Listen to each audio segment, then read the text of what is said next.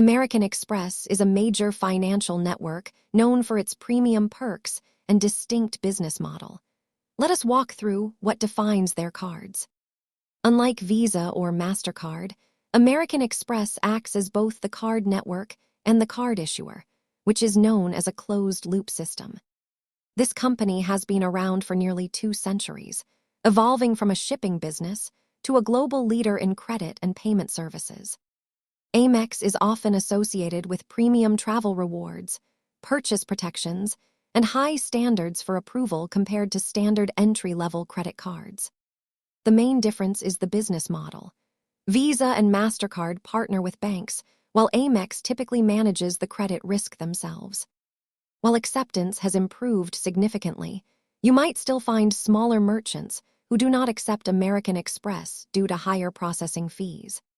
The best card is one that you can actually use. Always check if your favorite local shops accept the card before applying for rewards. Understanding issuer differences helps you make better choices for your wallet.